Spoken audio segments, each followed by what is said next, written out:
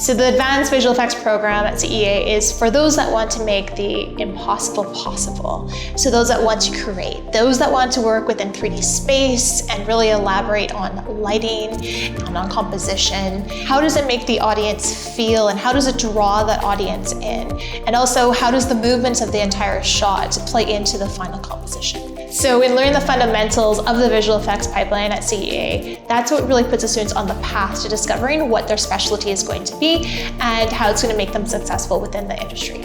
So we want to make sure that they understand modeling with Maya, texturing and surfacing within Substance and within Mari, lighting of course with Katana and V-Ray, a little bit of effects with Houdini, so lots of fun explosions and water effects, and of course through to Nuke, which helps us to complete that shot. We want somebody that is creative and has a number of different skill sets and techniques that they can go to in order to push that pipeline and the shot along. So virtual production in visual effects is huge right now. It's one of the biggest advancements that we've seen, at least in my career of over 20 years. And all the big studios are introducing it. In order to be a great artist, it's not just about pushing buttons and doing shots on your own, it's about collaboration.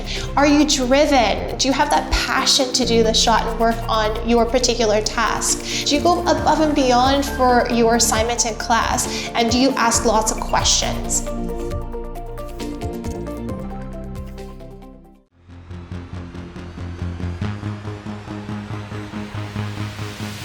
So a lot of people don't know exactly what a game designer does. They think, oh, it must be nice to get to play games all day. And it's usually a rude awakening to anyone who actually finds out.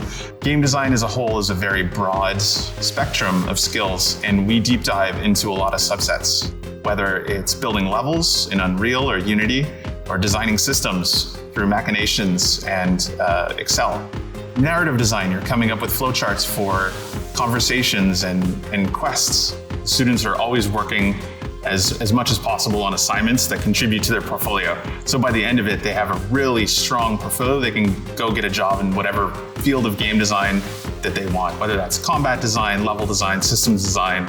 If you're a student here, you get to work on games in development, and you're not just working on theoretical assignments.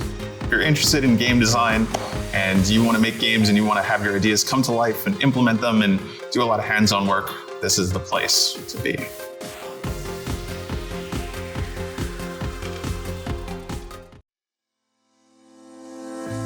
The Advanced 3D Animation and 3D Modeling program is really about those that want to make things move. How are they built from the ground up? The modeling aspect will allow you to create those objects and characters, and then the animation portion allows you to put them in motion. So it's going to be a little bit of storyboarding, a little bit of previs, and then from there we have to develop the character or the object. So we're going to have modeling and texturing, we have rigging, creature effects, we also have animation of course, and a little bit of look dev to help with the lighting and take it through to final.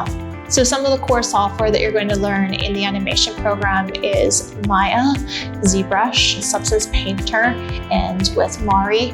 And of course, we do a little bit of look dev inside of Maya with some V-Ray as well. We bring top industry professionals to work with our students one-on-one to give them feedback on their demo reel. So what's really happening is those mentors are driving the shots, the critique on the shots. So we're recreating that real world. We're giving feedback, honest feedback. What's working? What isn't working? Are we going to hit that deadline? Is it at the quality standards that we need in order to be successful once we graduate?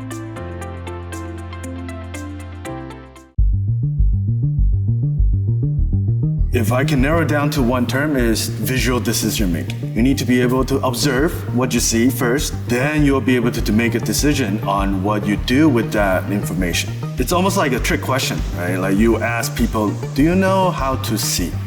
Everyone's immediate answer is yes.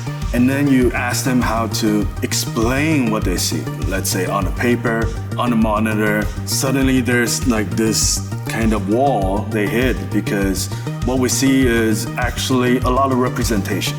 There's shapes, there's colors, there's value, there's lighting, right? All these kind of information, we have to learn how to break it down to its most fundamental elements.